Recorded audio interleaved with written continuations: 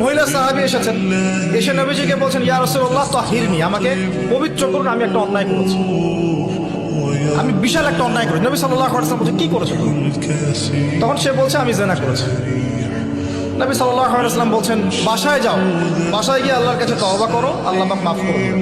নবীজি এটাকে হাইড করতে যাচ্ছেন, কারণ কি, যখন আপনি কেস আদালতে নিয়ে যাবেন তখন তো উপায় নাই, আপনাকে তো বিচার করতেই হবে। তুমি বাসায় ফিরে যাও, তওবা করো, আল্লাহ মাফ করে দিবেন। সে মহিলা নাছরবান্দা, না আমার বিচার করে দেন, আমার বিচার করে দেন, পরকালে আমি শাস্তি পেতে চাই না, দুনিয়াতে আমার বিচার করে দেন। নবী সাল্লাল্লাহু আলাইহি ওয়াসাল্লাম বলছে, তুমি কি গর্ভবতী হয়েছো? হ্যাঁ, জেনার কারণে আমি গর্ভবতী হয়ে গেছি। এরকম হচ্ছে না এখন, ওই যে অ্যাবর্শন করছে না, ওই যে ক্লিনিকে গিয়ে, এটাও ট্রেন্ড হয়ে গেছে, হইল, সমস্যা কোথায়? কি এমন হয়েছে? আমার কি কেরিয়ার নষ্ট হয়ে গেছে? ফ্যামিনিস্ট নোংরা মেয়ে কোথাকার। তারপরে এই মেয়ে বলছে, হ্যাঁ আমি গর্ভবতী হয়েছি ইয়া রাসূলুল্লাহ। নবী সাল্লাল্লাহু আলাইহি ওয়াসাল্লাম বলছেন, বাসায় ফিরে যাও, সন্তান যখন খালাস হবে তারপরে এসে বিচার করে দেবে। 9 থেকে 10 মাস সে এই সন্তানকে গর্ভে ধরলো, ধরার পরে সন্তান যখন খালাস হয়ে গেল, সে নবীর কাছে এসে সন্তান কোলে নিয়ে নবজাতক, ইয়া রাসূলুল্লাহ সাল্লাল্লাহু আলাইহি ওয়াসাল্লাম দরুদ পড়বেন, আমাকে পবিত্র করে দিন, আমার সন্তান হয়ে গেছে। নবী সাল্লাল্লাহু আলাইহি ওয়াসাল্লাম বলছেন, সন্তান কি দুধ খাচ্ছে? হ্যাঁ, দুধ খাচ্ছে। তাহলে তুমি তাকে দুধ পান করাও। কত বছর দুধ পান করাতে হয়? 2 বছর। 2 বছর দুধ পান করাও, দুধ পান করা শেষ হবে, তারপরে এসে তোমার বিচার করে দেবো।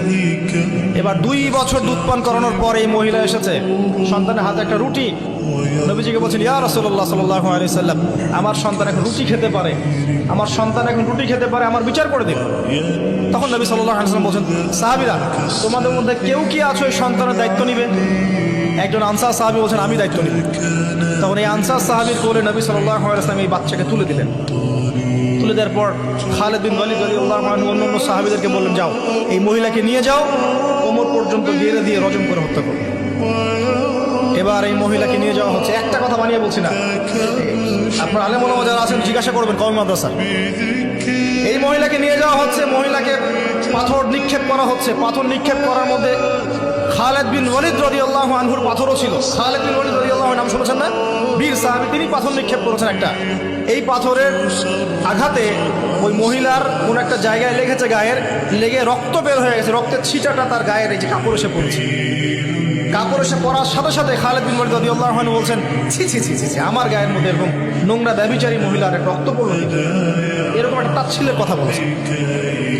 তখন নবী সাল্লাল্লাহু আলাইহি ওয়াসাল্লাম বলছেন, হে খালিদ তুমি থামো, হে খালিদ তুমি চুপ করো, তুমি জানো এই মহিলা এই 2 বছরে 3 বছরে এত তওবা করেছে আল্লাহর কাছে, এই সমস্ত তওবা যদি মদিনাবাসীর মধ্যে বন্টন করে দেওয়া হয় তবুও কম হয়ে যাবে। আর আমি এখন দেখছি মহিলা জান্নাতে সাঁতার কাটছে।